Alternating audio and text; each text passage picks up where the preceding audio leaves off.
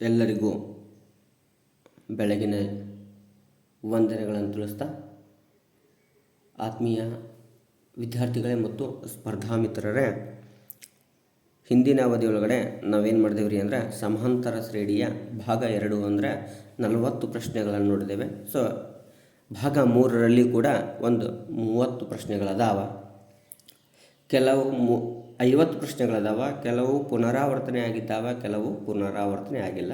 ಅದಕ್ಕೋಸ್ಕರ ಇಲ್ಲಿ ಸಿಗುವಂಥ ಭಾಗ 3ರಲ್ಲಿ 30 ಪ್ರಶ್ನೆಗಳು ನಿಮಗೆ ಸರಳವಾಗಿ ಸಿಗ್ತಾವೆ. ಹಾಗಾದರೆ ಮೊದಲನೇ ಪ್ರಶ್ನೆ ಹೀಗಿದೆ ನೋಡಿರಿ. -3 -1 1 3 ಡ್ಯಾಶ್ ಡ್ಯಾಶ್ ಈ ಸಮಾಂತರ ಶ್ರೇಣಿಯ 10ನೇ ಪದ ನೋಡಿರಿ. -3 -1 +1 +3 ಆಗಿದೆ. ಹಾಗಾದರೆ ಬರ್ಬರ್ತಾ ಪ್ಲಸ್ ಆಗಿದೆ ಅಂದರೆ ಮೈನಸ್ ಚಿಹ್ನೆಯನ್ನು ಹೊಂದಿರುವಂತಹ ಅಬ್ಜೆಕ್ಟಿವ್ನ ತೆಗೆದುಬಿಡೋಣ. -21 -15 ರೈಟ್. ಇನ್ನು ನೋಡಿರಿ, ಮೊದಲನೇ ಪದದಲ್ಲಿ ಎರಡನೇ ಪದವನ್ನು ಕಳಿತೀನಿ ರೀ. ಹಾಗಾದರೆ D = A2 - A3 A2 - 1 ಮೈನಸ್ಗೆ minus A1 ಸಾರಿ ರೀ A2 - A1 A2 - 1 ಮೈನಸ್ಗೆ minus A1 - 3 ಇದೆ. -1 ಮೈನಸ್ ಇಂಟು ಮೈನಸ್ ಪ್ಲಸ್ 3 3ರಲ್ಲಿ 1 ಹೋದರೆ 2 +2 ಆಗಿದೆ. ಹಾಗಾದರೆ 10ನೇ ಪದ ಅಂತ ಕೇಳಿದ ನಾವು. 10ನೇ ಪದ ಅಂದ್ರೆ ಗೊತ್ತಿರಬೇಕು. A10 = A + 9D 10ನೇ ಪದ A + 9D.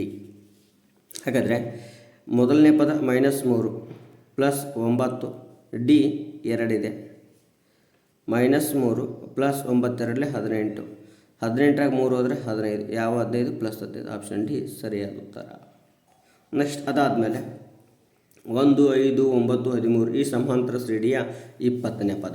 ಸೊ ನೋಡಿರಿ, 5ರಲ್ಲಿ 1 ಹೋದರೆ 4. ಹಾಗಾದರೆ A ವ್ಯಾಲ್ಯೂ 1 ಇದೆ, D ವ್ಯಾಲ್ಯೂ 4 ಇದೆ. ಎಷ್ಟನೇ ಪದ ರೀ? 20ನೇ ಪದ. A20 = A + 19D. A ಎಷ್ಟಿದೆ? 1 ಇದೆ, +19. D ಎಷ್ಟಿದೆ ರೀ? 4 ಇದೆ. ಹಾಗಾದರೆ 1 + 4 9 36 3 ಉಳಿತು. 4 1 4 76 19 4 76 1 77. ಆಪ್ಷನ್ ಎ ಸರಿಯಾದ ಉತ್ತರ 77. ನೆಕ್ಸ್ಟ್ 2 6 10 14 ಡ್ಯಾಶ್ ಡ್ಯಾಶ್ ಈ ಸಮಾಂತರ ಶ್ರೇಣಿಯ 25ನೇ ಪದ. ಹಾಗಾದರೆ ನೋಡಿರಿ, 6ರಾಗ 2 ಹೋದರೆ 4 ಅಂದರೆ 2ನೇ ಪದ - 1ನೇ ಪದ. ನೆಕ್ಸ್ಟ್ 3ನೇ ಪದ - 2ನೇ ಪದ. 10ರಾಗ 6 ಹೋದರೆ 4. ಹಾಗಾದರೆ ಇಲ್ಲಿ A ವ್ಯಾಲ್ಯೂ 2 ಇದೆ, D ವ್ಯಾಲ್ಯೂ 4 ಇದೆ. ಹಾಗಾದರೆ ಎಷ್ಟನೇ ಪದ? 25ನೇ ಪದ. A25 = A + 24D A + 24D. ಹಾಗಾದರೆ A ಎಷ್ಟಿದೆ? 2 ಇದೆ, +24 × 4 D 4 ಇದೆ. ಹಾಗಾದರೆ 2 + 24 96 +2 ಸೇರಿದಾಗ 98. ಸರಿಯಾದ ಉತ್ತರ option B 98. Next 2 7 12 17 dash dash ಸಮಾಂತರ ಶ್ರೇಣಿಯ 10ನೇ ಪದ. ಸೊ 7ರಲ್ಲಿ 2 ಹೋದರೆ 5, 12ರಲ್ಲಿ 7 ಹೋದರೆ 5. ಹಾಗಾದರೆ ಸಾಮಾನ್ಯ ವ್ಯತ್ಯಾಸ 5. ಹಾಗಾದರೆ A = 2, ಸಾಮಾನ್ಯ ವ್ಯತ್ಯಾಸ 5. 10ನೇ ಪದ A10 = A + 9D ಆಗುತ್ತಾ? ಹಾಗಾದರೆ D ಅಂದರೆ ಎಷ್ಟಿದೆ? 5 ಇದೆ. 5 9 45. A ಅಂದರೆ 2 ಇದೆ. ಹಾಗಾದರೆ 45 + 2 47. ಸರಿಯಾದ ಉತ್ತರ 47. ನೆಕ್ಸ್ಟ್ 10 7 14 ಡ್ಯಾಶ್ ಡ್ಯಾಶ್ ಸಮಾಂತರ ಶ್ರೇಣಿಯ 30ನೇ ಪದ. ಸೊ 30ನೇ ಪದ ಅಂದರೆ A30 = A + 29D A + 29D. ಹಾಗಾದರೆ ನೋಡಿರಿ, ಬರ್ಬರ್ತಾ ಕಡಿಮೆ ಆಗ್ತಾ ಬಂದದ ಬೆಲೆ. ಹಾಗಾದರೆ ಇಲ್ಲಿ ನೋಡಿರಿ, 10ರಾಗ 7ರಾಗ 10 ಹೋದರೆ -3. ಹಾಗಾದರೆ ಇಲ್ಲಿ ಬರ್ಬರ್ತಾ ಬೆಲೆ ಕಡಿಮೆ ಆಗ್ತಾ ಬಂದಂದ್ರೆ ಮೈನಸ್ ಒಳಗಡೆ ಬರಬೇಕು. ಇದು ಪ್ಲಸ್ ಇದೆ, ಇದು ಬರಲ್ಲ. ಇದು ಪ್ಲಸ್ ಇದೆ, ಇದು ಬರಲ್ಲ. ಹಾಗಾದರೆ ಇವು ಎರಡರಲ್ಲಿ ಒಂದಾಗಿರ್ತದೆ.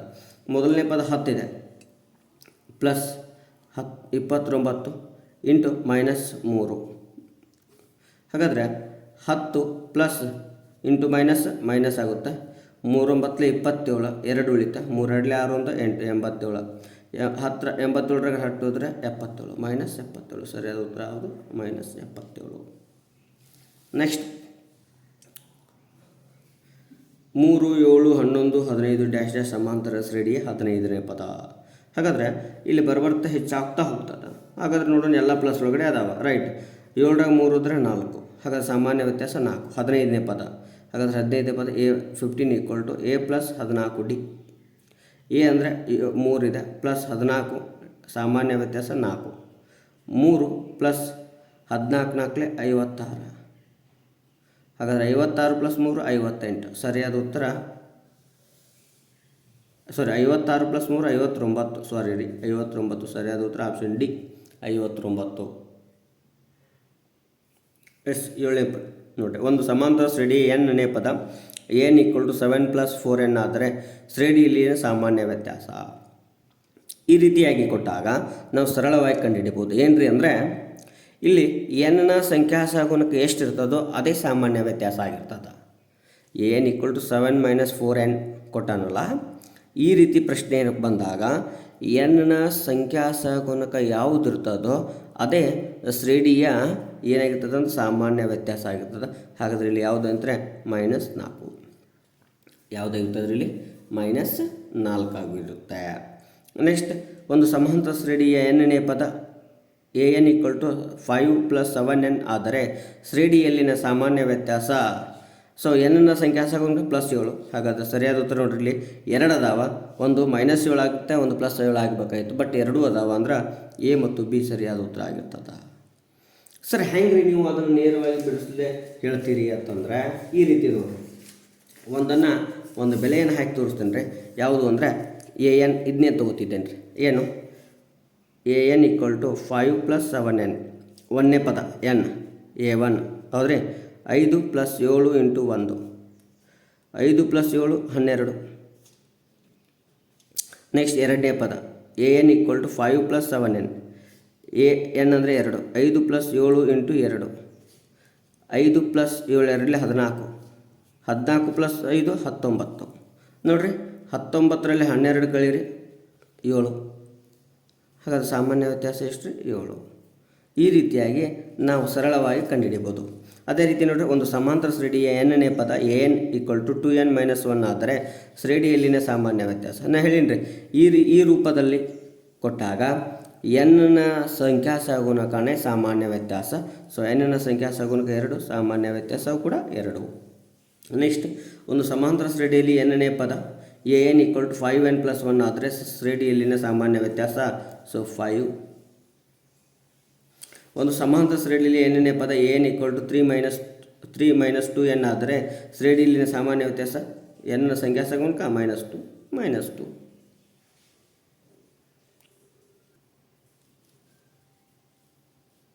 ಎಸ್ 12ನೇ ಪ್ರಶ್ನೆ ನೋಡ್ರಿ, 2x 14 ಸಮಾಂತರ ಶ್ರೇಣಿಯಲ್ಲಿದ್ದಾಗ ಎಕ್ಸ್ನೇ ಬೆಲೆ ಕಂಡುಹಿಡಿಯಿರಿ.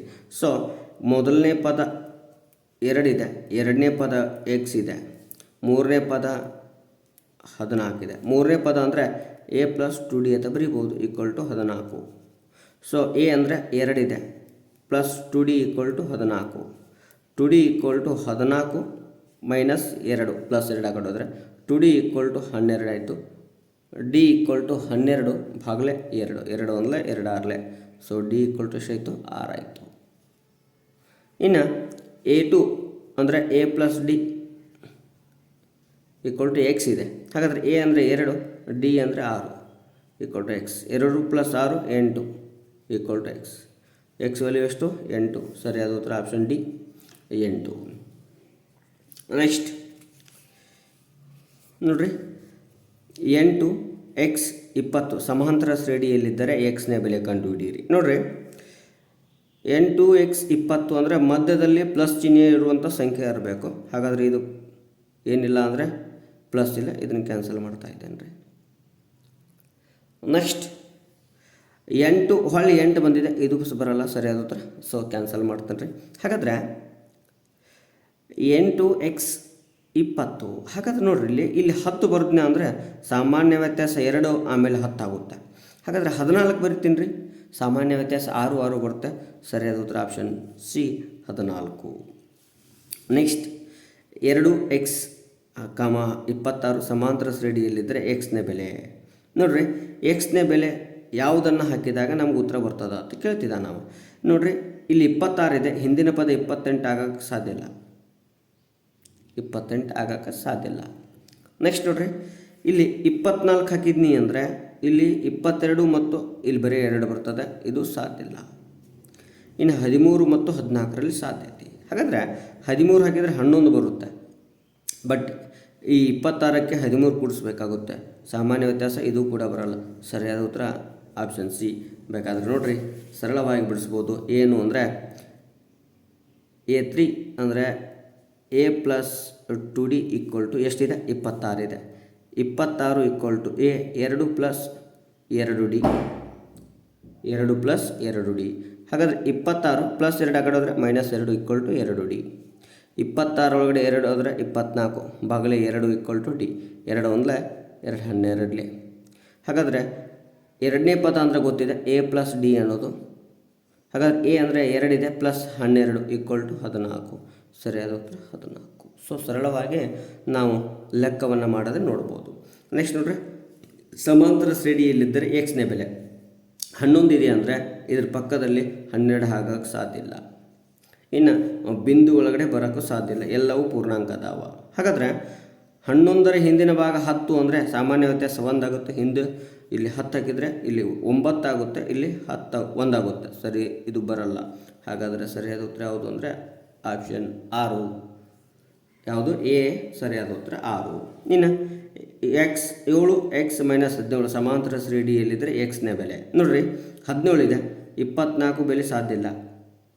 ಇನ್ನು 15 ಹಾಕಿದ್ದೀವಿ ಅಂದರೆ ಇಲ್ಲಿ ಸಾಮಾನ್ಯ ವ್ಯತ್ಯಾಸ 2 ಬರುತ್ತೆ, ಇಲ್ಲಿ 8 ಬರುತ್ತೆ. ಹಾಗಾದರೆ ಇದು ಸಾಧ್ಯ ಇಲ್ಲ. ನೆಕ್ಸ್ಟ್ ಇಲ್ಲಿ 12 ಹಾಕ್ತಾ ಇದ್ದೇನೆ ರೀ. ಸೊ ನೋಡಿರಿ, ಅಥವಾ 12 12 ಹಾಕ್ತೀನಿ ರೀ. 12 ಬೆಲೆ ಹಾಕ್ತೀನಿ. 12ರಾಗ 7 ಹೋದರೆ 5. ಸೊ 17ರಾಗ 12 ಹೋದರೆ 5.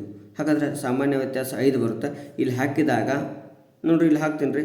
10ರಾಗ 7 ಹೋದರೆ 3, 17ರಾಗ 10 ಹೋದರೆ 7. ಹಾಗಾದರೆ ಇದು ಬರೋದಲ್ಲ. ಸರಿಯಾದ ಉತ್ತರ ಯಾವುದು? Option C 12. ಹೀಗೆ ಸರಳವಾಗಿ ನಾವು ಪ್ರಶ್ನೆಗಳಿಗೆ ಉತ್ತರವನ್ನು ನೀಡ್ಬೋದು. ನೆಕ್ಸ್ಟ್ ಪ್ರಶ್ನೆ ನೋಡೋಣ ನೋಡಿ. ನೆಕ್ಸ್ಟ್ ಪ್ರಶ್ನೆ ಹೀಗಿದೆ ನೋಡಿ. P minus A X P plus A ಸಮಾಂತರ ಶ್ರೇಣಿಯಲ್ಲಿದ್ದರೆ ಎಕ್ಸ್ನೇ ಬೆಲೆ. ಹಾಗಾದ್ರೆ ನೋಡಿರಿ, ಸಮಾಂತರ ಶ್ರೇಣಿಯಲ್ಲದಾವ ಯಾವ್ಯಾವ? P minus A X P plus A.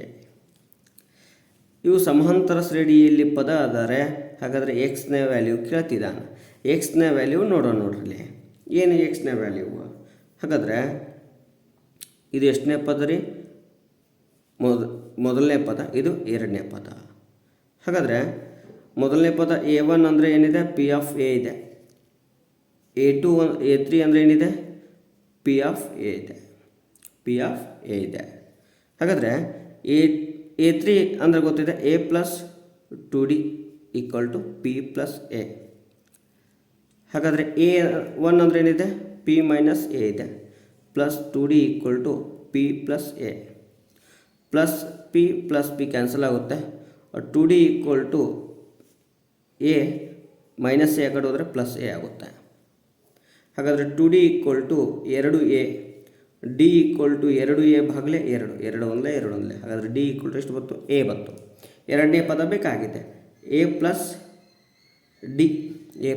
D ಎರಡನೇ ಪದ. ಮೊದಲನೇ ಪದ ಎ ಅಂದರೆ ಏನಿದೆ? P of A plus A D ಅಂದರೆ minus A plus A cancel, ಬರೀ P ಬಂತು. ಹಾಗಾದರೆ ಸರಿಯಾದ ಉತ್ತರ option A.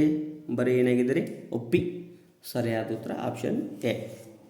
Next 6A minus x 6 plus A. So ಇಲ್ಲಿರುವಂಥ ಇಲ್ಲಿ ಎರಡೂ ಪದಗಳು ಸೇಮ್ ಅದಾವ. P ಜಾಗದಾಗ 6 ಐತೆ. ಹಾಗಾದರೆ ಇಲ್ಲಿ ಎಕ್ಸ್ನ ಮಧ್ಯದಲ್ಲಿ ಪದ ಯಾವುದು ಬರ್ತದಂದ್ರೆ ಆಪ್ಷನ್ ಯಾವುದು? 6 ಬರುತ್ತೆ. ಡಿ ಸರಿಯಾದ ಉತ್ತರ. ನೋಡ್ರಿ, ಬರ್ಬರ್ತ ಸಮಸ್ಯೆಗಳನ್ನು ಸರಿಯಾಗಿ ಕಂಡುಹಿಡ್ಕೋಬೋದು. ಯಾಕಂದರೆ ಅದೇ ರೀತಿ ಅರ್ಥ ಆಗ್ತಾವೆ. ಎಕ್ಸ್ 8 11 ವಾಯ್ಗಳ ಒಂದು ಸಮಾಂತರ ಶ್ರೇಣಿಯ ಅನುಕ್ರಮ ಪದಗಳಾದರೆ ಎಕ್ಸ್ ಮತ್ತು ವಾಯ್ನ ಬೆಲೆಗಳನ್ನು ಕಂಡುಹಿಡಿಯಿರಿ. ಹಾಗಾದರೆ ಎಕ್ಸ್ ಮತ್ತು ವಾಯ್ನ ಬೆಲೆಗಳನ್ನು ಕಂಡುಹಿಡಿಯಿರಿ ಅಂತ ಹೇಳಿದ್ದಾರೆ ಸರ್ ಅವರು. ಹಾಗಾದರೆ ನೋಡೋಣ ನೋಡ್ರಿ. ಎರಡನೇ ಪದ ಎಷ್ಟು ಕೊಟ್ಟಿದ್ದಾನೆ? A plus D equal to 8. ಮೂರನೇ ಪದ A plus 2D equal to 11. ಸಮೀಕರಣ 1 ಸಮೀಕರಣ 2 ಅಂತೇಳಿ ತೆಗೆದುಕೊಳ್ಳೋದು ಸರಳವಾಗಿ. ಹಾಗಾದರೆ ನೋಡ್ರಿ, ಡಿ 1 ಮೈನಸ್ 2 ಅಂತ ಮಾಡ್ಬೋದು. ಪ್ಲಸ್ ಎ ಕ್ಯಾನ್ಸಲ್ ಆಗುತ್ತೆ. ಹಾಗಾದರೆ ಮೈನಸ್ ಡಿ ಉಳಿಯುತ್ತೆ. 2D ಒಳಗಡೆ 1D ಹೋದರೆ 11 8 ಹೋದರೆ -3 ಉಳಿಯುತ್ತೆ. So minus minus cancel, d equal to ಎಷ್ಟಾಯಿತು 3 ಆಯಿತು. ಹಾಗಾದರೆ ಡಿ ಈಕ್ವಲ್ ಟು 3, ಹಾಗಾದರೆ ವ್ಯಾಲ್ಯೂವನ್ನು ಹಾಕ್ತೀನಿ ರೀ. D equal to 3, a plus 3 equal to 8, plus 3 ಕಡಿದ್ರೆ -3, ಎ ಈಕ್ವಲ್ ಟು 8 -3, ಹಾಗಾದರೆ ಎ ಈಕ್ವಲ್ ಟು ಎಷ್ಟಾಯಿತು 5 ಆಯಿತು. ಹಾಗಾದರೆ 5 ಐತಿ ಅಂದರೆ ಇಲ್ಲಿ 5 ಇರುವಂತಹ ಮೊದಲನೇ ಪದ ಯಾವುದು? ಮೊದಲನೇ ಪದ 5. ಸೊ ಇಲ್ಲಿದೆ ಆಪ್ಷನ್ ಡಿ ಸರಿಯಾದ ಉತ್ತರ, ಮೊದಲನೇ ಪದ 5. ಸೊ ಹೀಗೂ ಮಾಡ್ಬೋದು. ನೇರವಾಗಿ 11 ಒಳಗಡೆ 8, ಹಾಗಾದರೆ ಸಾಮಾನ್ಯ ವ್ಯತ್ಯಾಸ 3 ಆಯಿತು. 8ರಾಗ 3 ಹೋಯ್ತು ಅಂದರೆ 5. ನೇರವಾಗಿ ನಾವೇನು ಮಾಡ್ಬೋದು? ಕಂಡುಹಿಡಿಯಬಹುದಾಗಿದೆ. ನೆಕ್ಸ್ಟ್ ಪ್ರಶ್ನೆ ನೋಡಿದಾಗ 7 x 4 7 yಗಳ ಒಂದು ಸಮಾಂತರ ಶ್ರೇಣಿಯ ಅನುಕ್ರಮ ಪದಗಳಾದರೆ x ಮತ್ತು yನ ಬೆಲೆಗಳು. ಹಾಗಾದರೆ ನೋಡಿರಿ, ಮೂರನೇ ಪದ ಮೈನಸ್ ಎರಡನೇ ಪದ. ಹಾಗಾದರೆ ಮೂರನೇ ಪದ 7, ಎರಡನೇ ಪದ 4, 7ರಾಗ 4 ಹೋದರೆ 3. ಹಾಗಾದರೆ 4ರಲ್ಲಿ 3 ಹೋಯ್ತು ಅಂದರೆ ಎಷ್ಟು ಉಳಿಯುತ್ತೆ? 1 ಉಳಿಯುತ್ತೆ. ಸೊ ಆಪ್ಷನ್ ಎ ಸರಿಯಾದ ಉತ್ತರ. ನೋಡಿರಿ, 1 ಇಲ್ಲಿಲ್ಲ. ಹಾಗಾದರೆ ಎಕ್ಸ್ನ ವ್ಯಾಲ್ಯೂ 1 ಇದೆ, ವೈನ ವ್ಯಾಲ್ಯೂ ಇದಕ್ಕೆ 3 ಕೂಡಿಸಿದರೆ 10. ಹಾಗಾದರೆ ಸರಿಯಾದ ಉತ್ತರ 19. ನೆಕ್ಸ್ಟ್ ಪ್ರಶ್ನೆಯನ್ನು ನೋಡಿದಾಗ x 13 y 3ಗಳ ಒಂದು ಸಮಾಂತರ ಶ್ರೇಣಿಯ ಅನುಕ್ರಮ ಪದಗಳಾದರೆ x ಮತ್ತು yನ ಬೆಲೆ ಕಂಡುಹಿಡಿಯಿರಿ. ನೋಡಿರಿ, ಬರ್ತಾ ಕಡಿಮೆ ಆಗ್ತಾ ಹೋಗ್ತದೆ. ಹಾಗಾದರೆ yನ ವ್ಯಾಲ್ಯೂ 13ಕ್ಕಿಂತ ಕಡಿಮೆ ಇರಬೇಕು, 13ಕ್ಕಿಂತ ಕಡಿಮೆ ಇರಬೇಕು. ಹಾಗಾದರೆ ನೋಡಿರಿ, ಇಲ್ಲಿ 18 ಇದೆ, ಇದು ಬರಲ್ಲ. ನೆಕ್ಸ್ಟ್ ಇಲ್ಲಿ -3 ಇತ್ತಂದ್ರೆ ಏನು ಅನ್ಬೋದು? +3 ಇದೆ. ಹಾಗಾದರೆ yನ ಬೆಲೆ ಪ್ಲಸ್ ಒಳಗಡೆ ಬರ್ತಾ ಇದೆ. ಹಾಗಾದರೆ ಇದು ಕೂಡ ತಪ್ಪು. ನೆಕ್ಸ್ಟ್ ನೋಡಿರಿ, yನ ವ್ಯಾಲ್ಯೂ ಪ್ಲಸ್ ಒಳಗಡೆ ಇರಬೇಕು, ಇದು ಕೂಡ ತಪ್ಪು. ಸರಿಯಾದ ಉತ್ತರ 18 ಮತ್ತು 8. 18 ಮತ್ತು 8. ನೆಕ್ಸ್ಟ್ x 13 y 25ಗಳು ಒಂದು ಸಮಾಂತರ ಶ್ರೇಣಿಯಲ್ಲಿ ಅನುಕ್ರಮ ಪದಗಳಾದರೆ x ಮತ್ತು yಗಳ ಬೆಲೆ ಕಂಡುಬಿಟ್ರಿ. xನ ವ್ಯಾಲ್ಯೂ 13ಕ್ಕಿಂತ ಕಡಿಮೆ ಆಗಬೇಕು, yನ ವ್ಯಾಲ್ಯೂ 25ಕ್ಕಿಂತ ಕಡಿಮೆ ಆಗಬೇಕು. ಹಾಗಾದರೆ xನ ವ್ಯಾಲ್ಯೂ 13ಕ್ಕಿಂತ ಕಡಿಮೆ ಆಗಬೇಕು, 20 ಇದೆ, ಇದು ಬರಲ್ಲ. xನ ವ್ಯಾಲ್ಯೂ 13ಕ್ಕಿಂತ ಕಡಿಮೆ ಆಗಬೇಕು, ಇದು ಬರಲ್ಲ. ನೆಕ್ಸ್ಟ್ 25ಕ್ಕಿಂತ ಕಡಿಮೆ ಆಗಬೇಕು. ನೆಕ್ಸ್ಟ್ ಹಾಗಾದರೆ 2 ಉತ್ತರ ಉಳಿದಿವೆ, 8 ಮತ್ತು 20, 7 ಮತ್ತು 19. ಹಾಗಾದರೆ ನಮಗಿಲ್ಲಿ ಯಾವ ಬೆಲೆ ಬರ್ತಾವ? ಹಾಗಾದ್ರೆ ನೋಡೋಣ ರೀ, ಇಲ್ಲಿ ಬೆಸ ಸಂಖ್ಯೆ ಇದೆ, ಇಲ್ಲೂ ಬೆಸ ಸಂಖ್ಯೆ ಇದೆ. ಹಾಗಾದರೆ ಇಲ್ಲೂ ಕೂಡ ಏನಾಗ್ಬೋದು ಅಂದರೆ ಬೆಸ ಸಂಖ್ಯೆ ಬರ್ತದೋ ಏನೋ ಅಂತೇಳಿ ಟ್ರೈ ಮಾಡೋಣ, ಅಥವಾ ಒಂದು ವ್ಯಾಲ್ಯೂವನ್ನು ಕಂಡುಹಿಡಿಯೋಣ. ಹಾಗಾದ್ರೆ ನೋಡಿರಿ, ಒಂದು ವ್ಯಾಲ್ಯೂ ಕಂಡುಹಿಡಿಯುತ್ತದೆ. ಏನು? ಎರಡನೇ ಪದ a plus D equal to 13, ನಾಲ್ಕನೇ ಪದ a plus 3d equal to 25. So ಕಳೀತಾ ಇದೆ ಅಂದರೆ ಸಮೀಕರಣ 1 ಮತ್ತು 2, ಎ ಬೆಲೆ ಕ್ಯಾನ್ಸಲ್ ಆಗುತ್ತೆ. 3d ಒಳಗಡೆ 1d ಹೋದರೆ -2d ಉಳಿಯುತ್ತೆ. 25ರಾಗ 13 ಹೋದರೆ 12 ಉಳಿಯುತ್ತೆ, ಮೈನಸ್ ಕ್ಯಾನ್ಸಲ್. ಹಾಗಾದರೆ ಡಿ ಈಕ್ವಲ್ ಟು 12 ಭಾಗಲೇ 2, 2 1 2 6, ಡಿ ಈಕ್ವಲ್ ಟು ಎಷ್ಟಾಯ್ತು ರೀ? 6 ಆಯಿತು. ಡಿ ಈಕ್ವಲ್ ಟು 6 ಸಾಮಾನ್ಯ ವ್ಯತ್ಯಾಸ. ಹಾಗಾದರೆ 13ರಾಗ 6 ಕಳೆದ್ರೆ 7 ಬರುತ್ತೆ. ಹಾಗಾದರೆ 13ರಾಗ 6 ಕಳೆದ್ರೆ 7, 25ರಾಗ 7 ಕಳೆದ್ರೆ 19, 25ರಾಗ 7 ಕಳೆದ್ರೆ 6 ಕಳೆದ್ರೆ 25ರಾಗ 6 ಕಳೆದ್ರೆ 19. ಹಾಗಾದರೆ 7 ಮತ್ತು 19 ಸರಿಯಾದ ಉತ್ತರ option D. Option D. Next 4 a b 28 ಪದಗಳು ಸಮಾಂತರ ಶ್ರೇಣಿ ಇಲ್ಲದ್ರೆ ಬಿನ ವ್ಯಾಲ್ಯೂ. ನೋಡ್ರಿ, 28 ನಾಲ್ಕನೇ ಪದ ಐತಿ ಅಂದ್ರೆ 28ಕ್ಕಿಂತ ಕಡಿಮೆ ಬರಬೇಕು. ಹಾಗಾದ್ರೆ 28ಕ್ಕಿಂತ ಎಲ್ಲ ವ್ಯಾಲ್ಯೂ ಕಡಿಮೆ ಅದಾವ. ಹಾಗಾದ್ರೆ ನೋಡೋಣ, ಮೊದಲನೇ ಪದ 4 ಇದೆ, ನಾಲ್ಕನೇ ಪದ 28. ಹಾಗಾದರೆ a ಪ್ಲಸ್ ನಾಲ್ಕನೇ ಪದ 3d ಈಕ್ವಲ್ ಟು 28. ಹಾಗಾದರೆ a 4 plus 3d equal to 28, 3d equal to. ಹಾಗಾದರೆ 3d equal to 28 minus 4, 3d equal to ಎಷ್ಟು ಉಳಿಯುತ್ತೆ? 24.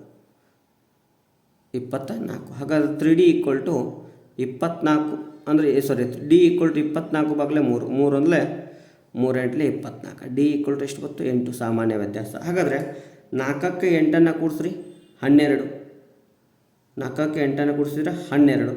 ಹಾಗಾದರೆ ಇದು 12 ಇದೆ, ಬರಲ್ಲ. ನೆಕ್ಸ್ಟ್ 19 ಬರಲ್ಲ, ಯಾಕಂದರೆ 4ಕ್ಕೆ 8 ಕೂಡಿಸಿದ್ರೆ 12, 12ಕ್ಕೆ 8 ಕೂಡಿಸಿದ್ರೆ 20. ಸರಿಯಾದ ಉತ್ತರ ಆಪ್ಷನ್ 20. ಆಪ್ಷನ್ 20. ನೆಕ್ಸ್ಟ್ ಸಮಸ್ಯೆ ನೋಡೋಣ. ಸೊ ಆಗಲೇ ಪ್ರಶ್ನೆನೇ ಐತೆ ನೋಡ್ರಿ, 4, 5, B 28 ಪದಗಳ ಸಮಾಂತರ ಶ್ರೇಣಿಯಲ್ಲಿ ಅಂದರೆ ಏನೇ ವ್ಯಾಲ್ಯೂ ನೋಡ್ರಿ. ಇಲ್ಲಿ ಎರಡೂ ಪದಗಳು 28 ಅಂದ್ರೆ ಸಾಮಾನ್ಯ ಸಮಸಂಖ್ಯೆಗಳದಾವ. ಹಾಗಾದರೆ ಬೆಸ ಸಂಖ್ಯೆಗಳು ಬರುವಂಥ ಚಾನ್ಸಸ್ ಕಡಿಮೆ. ನೆಕ್ಸ್ಟ್ ನೋಡ್ರಿ, 28ರಲ್ಲಿ 4 ಉಳಿದ್ರೆ 24. ಹಾಗಾದರೆ ಇದು ಎಷ್ಟು ಡಿ ಅಂದರೆ 3 ಡಿಯನ್ನು ಹೊಂದೈತಿ. ಎಷ್ಟು ಡಿಯನ್ನು ಹೊಂದೈತ್ರಿ? 3 ಡಿಯನ್ನು ಹೊಂದಿದೆ. ಹಾಗಾದರೆ 3 ಡಿಯನ್ನು ಹೊಂದಿದೆ. ಎಸ್ 8 3 24. ಹಾಗಾದರೆ ಸಾಮಾನ್ಯ ವ್ಯತ್ಯಾಸ 8, 14 ಕೂಡಿದ್ರೆ 12.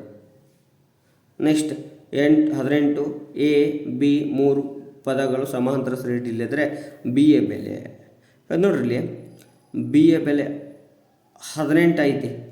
ಎ ವ್ಯಾಲ್ಯೂ 18ಕ್ಕಿಂತ ಕಡಿಮೆ ಆಗ್ತದೆ. ಎ ವ್ಯಾಲ್ಯೂ 18ಕ್ಕಿಂತ ಕಡಿಮೆ ಆಗ್ತದೆ. ಹಾಗಾದರೆ 21 ಬರಲ್ಲ, ಮೊದಲನೇದು ಕ್ಯಾನ್ಸಲ್. ನೆಕ್ಸ್ಟ್ ನೋಡ್ರಿ, ಮೊದಲನೇ ಪದ 18, ನಾಲ್ಕನೇ ಪದ 3. ಮೊದಲನೇ ಪದ 18, ನಾಲ್ಕನೇ ಪದ 3 ಇದೆ. ಹಾಗಾದರೆ ನಾಲ್ಕನೇ ಪದ ಅಂದರೆ A plus 3D = 3. A plus 3D = 3. ಹಾಗಾದರೆ A 18 plus 3D = 3. 3D = 3 minus 18 ಆಗುತ್ತೆ. ಸೊ 3D = -15 ಬರುತ್ತೆ. ಡಿ = -15 ಭಾಗಲೇ 3. 3 ಅಂದರೆ 3 5. ಡಿ = ಎಷ್ಟೊತ್ತು? -5. ಡಿ = ಎಷ್ಟಾಯಿತು? -5. ಹಾಗಾದರೆ ಡಿ = -5 ಆಯಿತು. ಡಿ = -5. ಹಾಗಾದರೆ 18ರಲ್ಲಿ 5 ಕಳೆದ್ರೆ 13ರಲ್ಲಿ 5 ಕಳೆದ್ರೆ 13.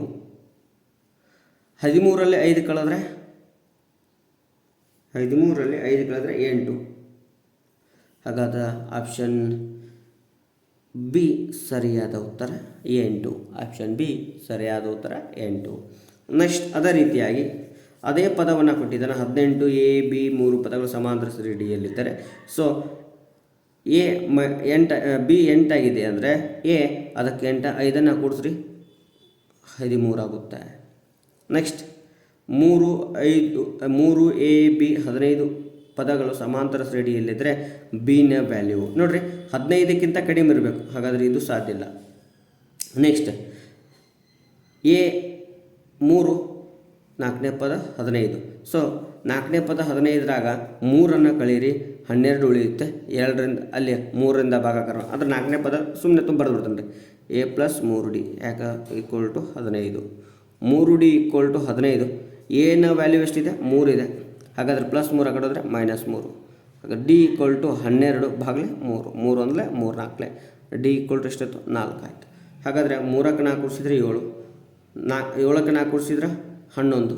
ಸರಿಯಾದ ಉತ್ತರ ಆಪ್ಷನ್ ಡಿ 11. ಸೊ ಇದೇ ರೀತಿ ಬಿ ವ್ಯಾಲ್ಯೂ ಕೇಳಿದಾನ. ಹಾಗಾದರೆ ಸಾಮಾನ್ಯ ವ್ಯತ್ಯಾಸ 4 ಇದೆ. 3ಕ್ಕೆ 4 ಕೂಡಿಸಿದ್ರೆ 7. ಸರಿಯಾದ ಉತ್ತರ ಆಪ್ಷನ್ ಸಿ 7. ನೆಕ್ಸ್ಟ್ ಪ್ರಶ್ನೆ ಬದಲಾವಣೆ ಮಾಡಿದ ನೋಡ್ರಿ. ಏನು? 18 ಎ ಬಿ 3 ಪದಗಳು ಸಮಾಂತರ ಶ್ರೇಣಿಯಲ್ಲಿದ್ದರೆ ಇಲ್ಲೇ 4 ಎ ಬಿ 28 ಪದಗಳು ಸಮಾಂತರ ಶ್ರೇಣಿಯಲ್ಲಿದ್ದರೆ ಎ ಪ್ಲಸ್ ಬಿ ಬೆಲೆ ಕಂಡುಹಿಡಿಯಿರಿ. ಎ ಪ್ಲಸ್ ಬಿ ಬೆಲೆ ಕಂಡುಹಿಡಿಯಿರಿ. ಹಾಗಾದ್ರೆ ನೋಡ್ರಿ, ನಾಲ್ಕನೇ ಪದ A plus 3D = 28. 3D = 28. A 4 ಇದೆ, +4 ಕಟ್ಟಿದ್ರೆ -4. ಡಿ = 24 ಭಾಗಲೇ 3. 3 ಒಂದಲೇ 3 8 24. ಡಿ = ಎಷ್ಟು ಬತ್ತು? 8 ಬತ್ತು. ಹಾಗಾದರೆ ಸಾಮಾನ್ಯ ವ್ಯತ್ಯಾಸ 8. 8ಕ್ಕೆ 4 ಕೂಡಿಸಿದ್ರೆ 4ಕ್ಕೆ 8 ಕೂಡಿಸಿದ್ರೆ 12 ಪ್ಲಸ್ 12ಕ್ಕೆ 8 ಕೂಡಿಸಿದ್ರೆ 20. ಹಾಗಾದರೆ 12 + 20 32. ಸರಿಯಾದ ಉತ್ತರ ಆಪ್ಷನ್ ಡಿ 32. ನೆಕ್ಸ್ಟ್ ಅದೇ ರೀತಿಯಾಗಿ 18 ಎ ಬಿ 3 ಪದಗಳ ಸಮಾಂತರ ಶ್ರೇಣಿಯಲ್ಲಿದ್ದರೆ ಎ ಪ್ಲಸ್ ಬಿ ಬೆಲೆ ಕಂಡುಹಿಡಿಯಿರಿ. ಹಾಗಾದರೆ ಇಲ್ಲಿ ಬೆಲೆ ಏನಾಗ್ತಾ ಹೊಂಟದ? ಕಡಿಮೆ ಆಗ್ತಾ ಹೊಂಟದ. ಹಾಗಾದ್ರೆ ನೋಡ್ರಿ, ಇಲ್ಲಿ ಕಡಿಮೆ ಆಗ್ತಾ ಹೊಂಟದಂದ್ರೆ ನಮಗೆ ಇಲ್ಲಿ 3 ಇದೆ, ಇದ್ರ ಜೊತೆ ಒಂದು ಬೆಲೆ ಕೂಡಿದ್ರೆ 8. ಹಾಗಾದರೆ ಒಂದಂಕಿಯ ಸಂಖ್ಯೆ ಬರಲ್ಲ, ಮೊತ್ತ ಒಂದಂಕಿಯ ಸಂಖ್ಯೆ ಮೊತ್ತ ಬರೋದಿಲ್ಲ. ಹಾಗಾದರೆ ನೋಡೋಣ. ಮೊದಲನೇ 4ನೇ ಪದ ಎ ಪ್ಲಸ್ 3D = ಎಷ್ಟಿದೆ? 3 ಇದೆ. A 18 3D = 3 - 15.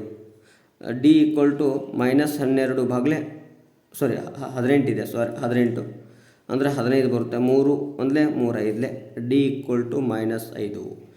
18ರಾಗ 5 ಹೋದರೆ 18ರಾಗ 5 ಕಳೆದ್ರೆ ಎಷ್ಟು ಉಳಿಯಿತು? 13. ನೆಕ್ಸ್ಟ್ 13ರಾಗ 5 ಕಳೆದ್ರೆ 8.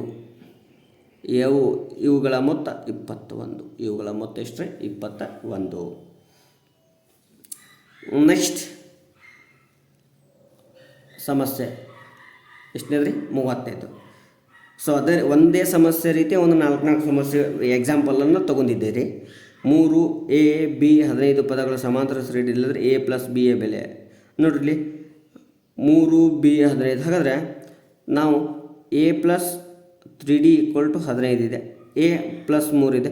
ಹಾಗಾದರೆ 3D = 15 - 3 ಆಗುತ್ತೆ. 3D = ಎಷ್ಟಾಯಿತು? 12 ಆಯಿತು. D = 12/3. ಹಾಗಾದರೆ D = ಎಷ್ಟಾಯ್ತು ರೀ? 4 ಆಯಿತು. D = 4. ಹಾಗಾದರೆ 3 + 4 7. ನೆಕ್ಸ್ಟ್ 7 + 4 11 ಕೂಡಿದಾಗ 18. ಆಪ್ಷನ್ ಎ ಸರಿಯಾದ ಉತ್ತರ. ನೆಕ್ಸ್ಟ್ ನೋಡ್ರಿ ಮೈನಸ್. ಹಾಗಾದರೆ ಪದಗಳನ್ನು ನೋಡ್ತಾ ಹೋಗೋಣ. 4ನೇ ಪದ ಎಷ್ಟು ಕೊಟ್ಟಿದ್ದಾನೆ ರೀ ಅವ? 4ನೇ ಪದ A + 3D = -3. 3D = -3 ಪ್ಲಸ್ 18 ಯಾಕಡೆ ಹೋದರೆ -18 ಆಗುತ್ತೆ. So 3D = -21. ಹಾಗಾದರೆ D = -21. 3 ಅಂಶ 3 ಒಂದಲೇ 3 ಒಳ್ಳೆ. ಹಾಗಾದರೆ D = -7. 18ರೊಳಗಡೆ 7 ಹೋದರೆ 11. 11ರೊಳಗೆ 7 ಹೋದರೆ 4. 11 + 4 15. ಸರಿಯಾದ ಉತ್ತರ ಆಪ್ಷನ್ ಬಿ 15. ನೆಕ್ಸ್ಟ್ ನೋಡ್ರಿ ಒಂದೇ ರೀತಿಯ ಸಮಸ್ಯೆಗಳದಾವೆ. ಮತ್ತು 2 ಸಮಾಂತರ ಶ್ರೇಣಿಗಳ ಸಾಮಾನ್ಯ ವ್ಯತ್ಯಾಸ ಸಮನಾಗಿದ್ದು, 2 ಸಮಾಂತರ ಶ್ರೇಣಿಗಳ ಸಾಮಾನ್ಯ ವ್ಯತ್ಯಾಸ ಸಮನಾಗಿದ್ದು ಮೊದಲನೇ ಶ್ರೇಣಿಯ ಮೊದಲ ಪದವು 5. ನೋಡ್ರಿ 2 ಸಮಾಂತರ ಶ್ರೇಣಿಯ ಏನದಾವ ಅಂದ್ರೆ ಸಮ ಅದಾವ ಅಂತ ಹೇಳ್ತಿದ್ದಾನ.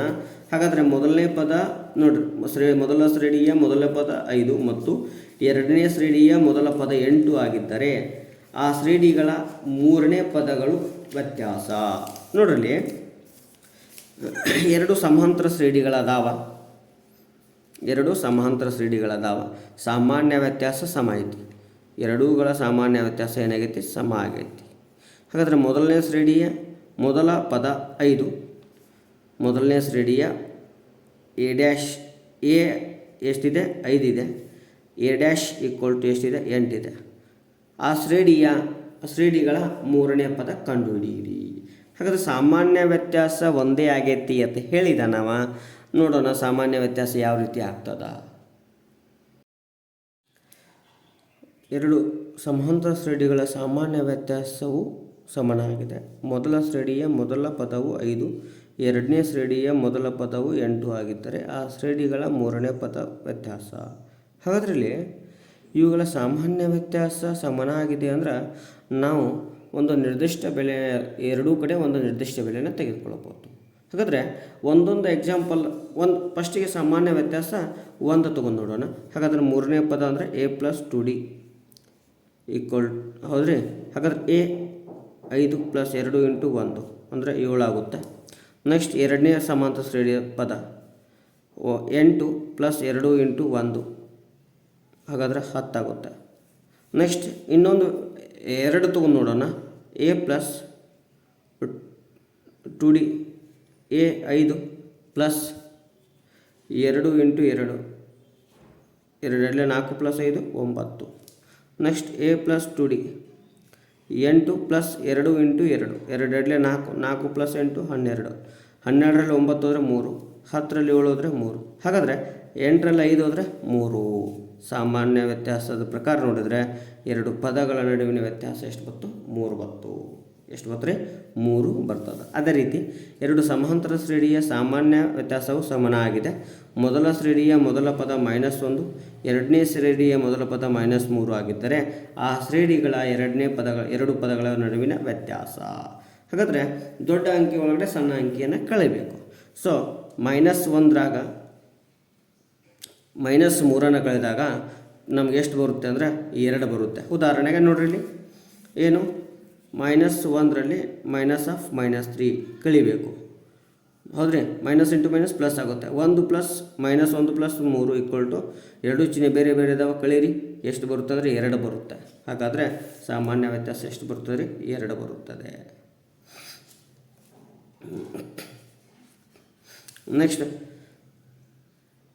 ನೆಕ್ಸ್ಟ್ ಎರಡು ಸಮಾಂತರ ಶ್ರೇಣಿಗಳ ಸಾಮಾನ್ಯ ವ್ಯತ್ಯಾಸ ಸಮನಾಗಿದೆ. ಮೊದಲ ಶ್ರೇಣಿಯ ಮೊದಲ ಪದವು 3 ಮತ್ತು ಎರಡನೇ ಶ್ರೇಣಿಯ ಮೊದಲ ಪದವು 5 ಆಗಿದ್ದರೆ ಆ ಶ್ರೇಣಿಗಳ ಎರಡನೇ ಪದಗಳ ವ್ಯತ್ಯಾಸ. ಇಲ್ಲಿ ನೋಡ್ರಿ, ಎರಡನೇ ಪದಗಳ, ಇಲ್ಲಿ ಮೂರನೇ ಪದಗಳು ಕೇಳಿದ, ಇಲ್ಲಿ ಎರಡನೇ ಪದಗಳ ವ್ಯತ್ಯಾಸ ಅಂತ ಕೇಳ್ತಿದ್ದಾನೆ. ಹಾಗಾದ್ರೆ ನೋಡ್ರಿ, ಎರಡನೇ ಪದಗಳ ವ್ಯತ್ಯಾಸ ಒಂದು ಸಾಮಾನ್ಯ ಸಂಖ್ಯೆ ತಗೊಳ್ಳೋದು ಗೊತ್ತಾಗಿದೆ. a ಪ್ಲಸ್ ಡಿ 1 ತಗೋತೀನಿ ರೀ. 3 ಪ್ಲಸ್ 1 ಎಷ್ಟಾಯಿತು? 4. Next 5 plus 1 equal to 6. ಹಾಗಾದರೆ 6ರಾಗ 4 ಹೋದರೆ 2.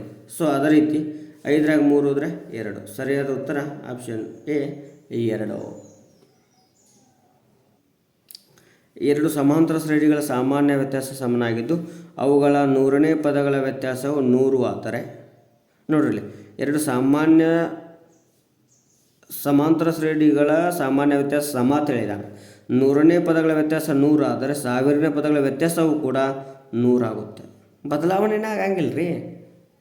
100ನೇ ಪದಗಳ ವ್ಯತ್ಯಾಸ 100, 1ನೇ ಪದಗಳ ವ್ಯತ್ಯಾಸವು 100, ಎರಡನೇ ಪದಗಳ ವ್ಯತ್ಯಾಸವು 100, 1000ನೇ ಪದಗಳ ವ್ಯತ್ಯಾಸವು 100. ಹಾಗೆ ಬೇಕಾದಷ್ಟು ಪದಗಳು ನೋಡ್ರಿ, ಅವುಗಳ ವ್ಯತ್ಯಾಸವು ಕೂಡ ಒಂದೇ ಆಗಿರಬೇಕು. ಬೇರೆ ಬೇರೆ ಆದರೆ ತಪ್ಪಾಗುತ್ತೆ, ಯಾಕಂದರೆ ಸಾಮಾನ್ಯ ವ್ಯತ್ಯಾಸ ಸಮ ಅಂತ ಹೇಳಿದಾನ. ನೆಕ್ಸ್ಟ್, ಎರಡು ಸಮಾಂತರ ಶ್ರೇಣಿಗಳ ಸಾಮಾನ್ಯ ವ್ಯತ್ಯಾಸ ಸಮನಾಗಿದ್ದು ಅವುಗಳ 100ನೇ ಪದಗಳು ವ್ಯತ್ಯಾಸ ಇಷ್ಟಿದೆ. ಎಷ್ಟು ನೋಡ್ರಿ,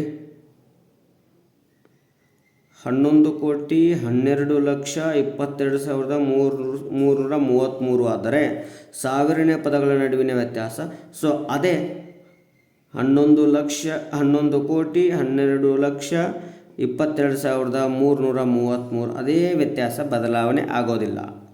ಎರಡು ಸಮಾಂತರ ಶ್ರೇಣಿಗಳ ಸಾಮಾನ್ಯ ವ್ಯತ್ಯಾಸ ಸಮನಾಗಿದ್ದು ಅವುಗಳ 25ನೇ ಪದಗಳ ವ್ಯತ್ಯಾಸ 50 ಆದರೆ 50ನೇ ಪದಗಳ ನಡುವಿನ ವ್ಯತ್ಯಾಸವು ಕೂಡ 50. 25ನೇ ಪದ 50 ಆಗಿತ್ತು ಅಂದರೆ 50ನೇ ಪದನೂ 50 ಆಗುತ್ತೆ, 100ನೇ ಪದನೂ 50 ಆಗುತ್ತೆ, 1000ನ ಪದವು ಕೂಡ ಎಷ್ಟಾಗುತ್ತೆ? 50 ಆಗಿರುತ್ತೆ. ಒಂದು ಸಮಾಂತರ ಶ್ರೇಣಿಯ ಮೊದಲ 15 ಪದಗಳ ಮೊತ್ತ ಹಾಗೂ ಮೊದಲ 14 ಪದಗಳ ಮೊತ್ತ ಕ್ರಮವಾಗಿ 465 ಮತ್ತು 406 ಆದರೆ ಶ್ರೇಣಿಯ 15ನೇ ಪದ. ನೋಡ್ರಿ, 15 ಪದಗಳ ಮೊತ್ತ 14 ಪದಗಳ ಮೊತ್ತ. ಸೊ 15ನೇ ಪದದಲ್ಲಿ 14 ಪದಗಳ ಮೊತ್ತವನ್ನು ಕಳೀರಿ. ಸೊ ನಮಗೆ 15ನೇ ಪದ ಸಿಗುತ್ತೆ. 5ರಲ್ಲಿ 6 ಹೋಗಲ್ಲ, 11ರಲ್ಲಿ 15ರಲ್ಲಿ 6 ಹೋದರೆ ಎಷ್ಟು ಉಳಿಯುತ್ತೆ ಅಂದರೆ 9, 1 ಉಳಿಯುತ್ತೆ. 6ರಲ್ಲಿ 1 ಹೋದರೆ 5, 59. ಹಾಗಾದ್ರೆ ಸರಿಯಾದ ಉತ್ತರ ಆಪ್ಷನ್ ಬಿ 59. ಹಾಗಾದ್ರೆ ಅನುಕ್ರಮ ಪದಗಳ ಮೊತ್ತ ಕೊಟ್ಟಾಗ ಮಾತ್ರ ಈ ರೀತಿ ಬರ್ತದೆ ರೀ. ಆದರೆ ಅನುಕ್ರಮ ಪದಗಳ ಮೊತ್ತ ಕೊಟ್ಟಾಗ ಈ ರೀತಿ ಬರುತ್ತೆ, ಕೊಡದೇ ಇದ್ದಾಗ ಈ ರೀತಿ ಮಾಡಿದ್ರೆ ತಪ್ಪಾಗುತ್ತೆ. ನೆಕ್ಸ್ಟ್, ಒಂದು ಸಮಾಂತರ ಶ್ರೇಣಿಯ ಮೊದಲ 25 ಪದಗಳ ಮೊತ್ತ ಮತ್ತು 24 ಪದಗಳ ಮೊತ್ತ ಕೊಟ್ಟಿದ್ದಾನೆ. ಹಾಗಾದರೆ ಇದರಲ್ಲಿ ಕಳೀರಿ. 1275ರಲ್ಲಿ 1176 ಕಳೀರಿ. 5ರಲ್ಲಿ 6 ಹೋಗಲ್ಲ, 15ರಲ್ಲಿ 6 ಹೋದರೆ 9 ಕೈಲ 1. ನೆಕ್ಸ್ಟ್ 17ರಲ್ಲಿ 8 ಹೋದರೆ 9 ಕೈಲ 1. 2ರಲ್ಲಿ 2 ಹೋದರೆ 0, 1ರಲ್ಲಿ 1 0, 99. ಸರಿಯಾದ ಉತ್ತರ ಆಪ್ಷನ್ ಎ